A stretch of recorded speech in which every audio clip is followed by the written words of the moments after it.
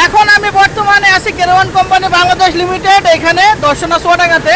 তো আজকে আপনাদের দেখাবো চিনির তৈরি করার জন্য যে একেবারে মূল প্রক্রিয়া, যে বীজ বলে সেটাকে আপনাকে আমি দেখাবো। যে বীজটা সেটা হচ্ছে যে এই মেশিনটা দেখছেন, ওই যে ওপর থেকে কিন্তু এই গুড়টা আসছে, এই যে ট্যাঙ্কিটা দেখছেন, ট্যাঙ্কির যে মোটা পাইপটা, এই মোটা পাইপটা থেকে কিন্তু গুড়টা আসছে, গুড়টা এসে কিন্তু এই ট্যাঙ্কিতে থাকছে।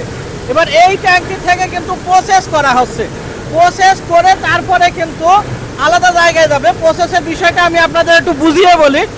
আমরা সচরাচর যারা গ্রামে বসবাস করি, আমরা দেখি যে খেজুরের গুড় যখন জ্বালানো হয়, জ্বালানোর পরে গুড়টা কিন্তু একেবারে তরল থাকে, একেবারে তরল থাকে। সে তরলটাকে কিন্তু দানাদার করার জন্য ওই যে বাইন থাকে, সে বাইনে জ্বালাতে সে জ্বালাতে কিন্তু বীজ তোলা লাগে, সাদা সাদা অংশ বীজ তোলা লাগে। সেই বীজ যদি তরল গুড়ের মধ্যে দেওয়া হয় তাহলে কিন্তু একেবারে একটা দানাদার ভাব চলে আসে। সেটাই হচ্ছে এটার মূল প্রক্রিয়া। সেটা আমি এবার বলি। গুড় থেকেই কিন্তু এখানে একটা চিনি তৈরি হচ্ছে, এখানে একটা চিনি তৈরি হচ্ছে, এটা দেখাই। চিনি তৈরি হচ্ছে, এই চিনিটা কিন্তু দেখছেন, এই চিনিটা কিন্তু দেখেন চিনির ধারণ কিন্তু করে ফেলেছে।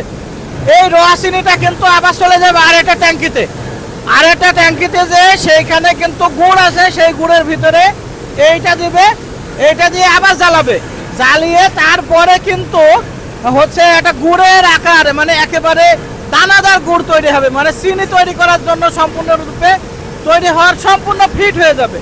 আপনি এই বিষয়ে কি মানে কতদিন ধরে চাকরি করছেন? এইখানে আমি 10 বছর এই মেশিন চালাচ্ছি। 10 বছর। আচ্ছা, এই বিষয়টা আমাদেরকে আরেকটু ক্লিয়ার করে বলেন যে এটা কোথায় যাবে এরপরে? এটা প্যানে নেবে, প্যান সেকশনে নিয়ে জাল হবে, ওদিকে গুড়ির সাথে জাল হবে। এটা দানা নিলে পারে ওই দানাটা পুষ্ট হবে।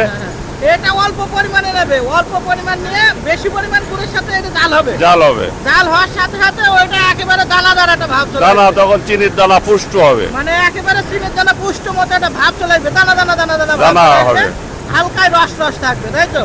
এবার তারপরে সেইটা কোথায় দেওয়া হবে?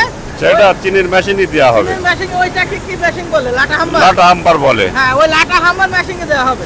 ওই লাটা হাম্বার মেশিনে দেওয়ার পরে ওইখান থেকে সম্পূর্ণরূপে চিনিটা তৈরি হবে। আসলে চিনি তৈরি করার জন্য যে মূল রটা লাগে, যে দানাদার করার জন্য আর কি, এক কথায় গুড়টা দানাদার করার জন্য যে রটা লাগে, সেইটা এখান থেকে তৈরি হচ্ছে। এটা এখানে মূলত গুড় থেকে, মানে গুড়ের ভিতরে যে দানাদার একটা ভাব থাকবে, চিনির মতো একটা দানাদার ভাব নিয়ে আসবে, সেই জিনিসটা কিন্তু এখানে তৈরি করা হচ্ছে। আর এই মেশিনটা থেকেই কিন্তু এই ট্যাঙ্কিটা সম্পূর্ণভাবে পরিচালিত হচ্ছে এবং মনিটরিং করা হচ্ছে। এই আঙ্কেল, আপনার নাম কি? আমার নাম বীরেন। বীরেন আঙ্কেল কিন্তু 10 বছর ধরে এখানে কাজ করছে, অনেক অভিজ্ঞ মানুষ। তো 10 বছরের অভিজ্ঞতা থেকে এখানে একাই দেখেন এই মেশিনটা অপারেট করে চলে যাচ্ছে। তো সবাই ভালো থাকবেন। ভিডিওটা যদি ভালো লাগে লাইক, কমেন্ট, শেয়ার করতে ভুলবেন না।